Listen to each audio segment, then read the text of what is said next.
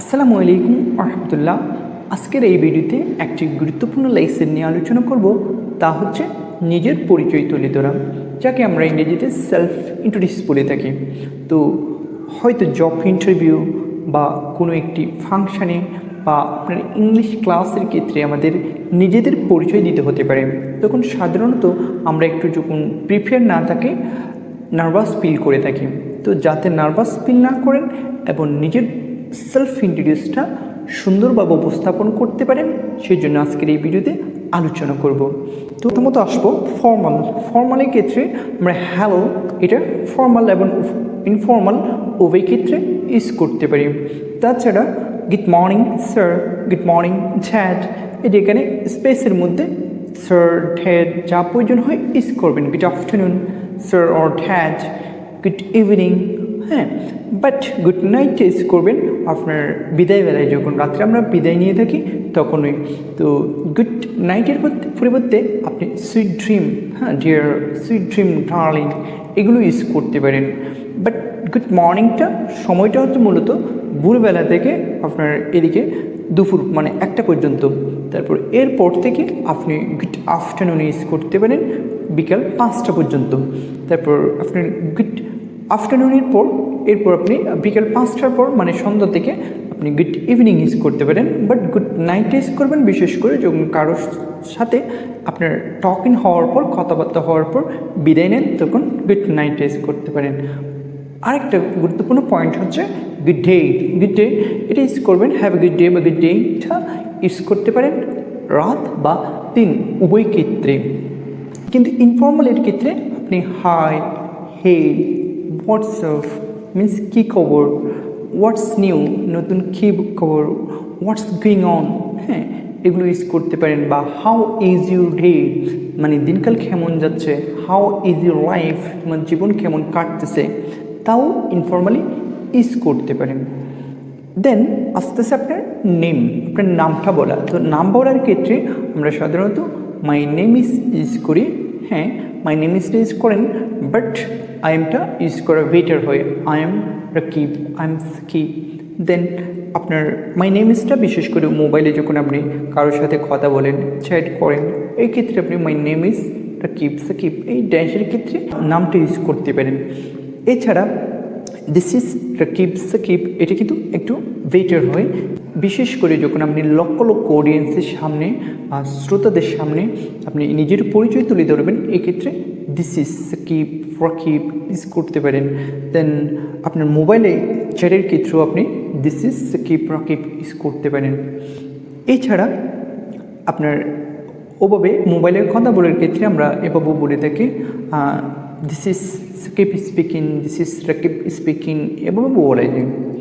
লোকেশনের ক্ষেত্রে war are you from জিজ্ঞেস করলে আপনি আম ফ্রম বাংলাদেশ ইউজ করতে পারেন। বা I am coming from, coming ফ্রমটা হচ্ছে আপনি যদি দূরবর্তী, যেমন হয়তো আপনি লন্ডনে বাস করেন, এক্ষেত্রে আপনাকে কেউ জিজ্ঞেস করতে পারে ওয়ার আর ইউ ফ্রম, এক্ষেত্রে আই এম কামিং ফ্রম বা আই কাম ফ্রম এটা ইউজ করতে পারেন। দেশের জায়গায় আপনি দেশের নামটা ইউজ করবেন। বা I live in Bangladesh, I belong to Bangladesh. অনেক সময় আপনাকে হয়তো এভাবেই পরিচয় দিতে হতে পারে, যেমন আপনি জন্মগ্রহণ করছেন চট্টগ্রাম বাট বেড়ে উঠেছেন ঢাকায়, এক্ষেত্রে বলতে হবে I was born in Chittagong দেশের জায়গায় বাট রেস্ট ইন ড্যাশ, যে রেস্ট ইনটের পর আপনি যেখানে বেড়ে উঠেছেন সেটা ইউজ করতে হবে। যেমন এখানে যদি ঢাকায় বেড়ে ওঠেন তাহলে ঢাকা, রাজশাহী হলে রাজশাহী, বা অন্য জায়গায় হলে অন্য জায়গাটা নামটা প্রপারলি ইউজ করবেন। আবার যদি বলেন আপনি হয়তো জন্মগ্রহণ করেছেন চট্টগ্রামে, চাকরি সূত্রে ঢাকায় থাকেন বা চাকরি সূত্রে দেশের বাইরে থাকেন, তখন আপনি এভাবে বলতে পারেন I am originally from Chittagong but I am based in, এক্ষেত্রে ড্যাশের জায়গা আপনি ইউজ করতে পারেন ঢাকা, রাজশাহী, খুলনা।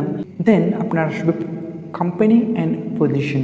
তো এক্ষেত্রে আপনাকে হয়তো আপনি যদি কোনো একটি কোম্পানিতে জব করেন, এভাবে বলতে পারেন I am currently working at or for dash, ড্যাশের মধ্যে কোম্পানির নামটা ইউজ করতে পারেন। অ্যাজ আ এর পর আপনি এখানে যেই পজিশনে জব করতেছেন সেই পজিশনটা ইউজ করতে পারেন। হ্যাঁ, আপনি যদি আনসার গ্যালারিতে কাজ করেন, জব করেন একজন ক্যাশিয়ার হিসেবে, তাহলে বলতে পারেন I am currently working at answer gallery as a cashier. Okay, then এছাড়া অন্যভাবেও বলতে পারেন I am a manager at Sonali bank. তাছাড়া আপনার গ্র্যাজুয়েশন সম্পর্কেও কথা বলতে হতে পারে। এক্ষেত্রে আপনি যদি পোস্ট গ্র্যাজুয়েশন বা গ্র্যাজুয়েশন প্রায় শেষ পর্যায়ে থাকেন, তো এক্ষেত্রে বলতে হবে I'm about to graduate or post graduate, বা আপনি যেই সাবজেক্টে গ্র্যাজুয়েট করছেন সেটা সম্পর্কে যদি বলেন আই এম আ, এখানে টেন্সের জায়গায় যে সাবজেক্টের উপর গ্র্যাজুয়েশন করছেন সেটাও বলতে পারেন I am a English graduate, I am a biology graduate, or I have a bachelor degree বা I have a BA in marketing, বা ইন এরপর আপনার যে সাবজেক্ট সেটা এখানে ইউজ করতে পারেন। আপনি যদি কোনো সাবজেক্টের উপর হয়তো সাম্প্রতিক সময়ে কোর্স নিচ্ছেন, এক্ষেত্রে আপনাকে বলতে হবে I am currently taking course in dash maths, English, বা যেই সাবজেক্টের উপর কোর্স নেন এটাই আপনাকে বলতে হতে পারে। এক্সপিরিয়েন্স সম্পর্কেও আপনাদেরকে বর্ণনা দিতে হয়। এক্ষেত্রে বলবেন I have 10 years of experience in the dash field. That means আপনার এই ড্যাশের জায়গায় আই হ্যাভ 10 years মিন্স হয়তো 3 years, 4 years, 5 years of experience in the dash field, হয়তো অ্যাকাউন্টিং ফিল্ড হতে পারে। তখন আপনাকে পুরো বাক্যটা এভাবে বলতে হবে I have 3 years of experience in the accounting field, বা এটাকে আপনি অন্যভাবে বলতে পারেন I have worked in the accounting field for 3 years। Family সম্পর্কে এভাবে ডিসকাস করতে পারেন। আপনারা যদি ফ্যামিলিতে 6 জন বা 7 জন মেম্বার থাকে তাহলে বলতে হবে I am a family of 10। এখানে 6 মেম্বার হলে 6, 7 মেম্বার হলে 7, ঠিক আছে। আবার আপনি যদি 3 ভাই বোন বা 4-5 ভাই বোনের মধ্যে একজন হন তাহলে বলতে হবে I M one of my 3 siblings. এই যে 3 বলছে এখানে আপনি 4 হলে 4, সিবলিংস মিন্স ভাই বোন। আপনার যদি আবার কোনো ভাই বোন না থাকে এক্ষেত্রে আপনাকে বলতে হবে I am only one child, I am only one child. Hobby সম্পর্কে এভাবে বলতে পারেন I am a big fan of travelling, I am a big fan of watching TV বা ওয়াচিং মুভি, বা I am a big fan of cycling. আপনার যেটা hobby সেটা use করতে পারেন। বা I really like travelling, I really like watching movie বা watching cricket match etcetera.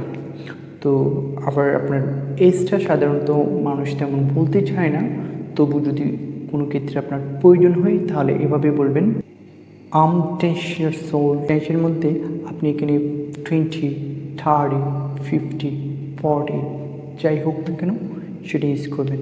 বা একটু কৌশলে আপনি যদি আপনার রিয়েল বয়সটা প্রকাশ করতে না চান তাহলে এভাবে বলতে পারেন I am in my mid or late or early decade. That means হয়তো আপনার বয়স 20 বা 25-এর মাঝামাঝি, 20-এর মাঝামাঝি, তাহলে আপনাকে বলতে হবে I am in my mid 20s, I'm in my mid 20s। মানে এটা একটু কৌশলে বলা, আপনার এক্স্যাক্টলি বয়স কত সেটা যাতে প্রকাশ করতে না চান তখনই আপনি এভাবে বলতে পারেন।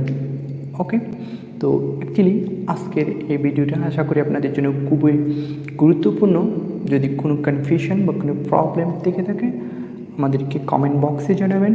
তো অবশ্যই আমাদের এই চ্যানেলটি যারা এখন সাবস্ক্রাইব করেননি please subscribe the channel and be active by like, comment and share. আসসালামু আলাইকুম ওয়া রাহমাতুল্লাহ।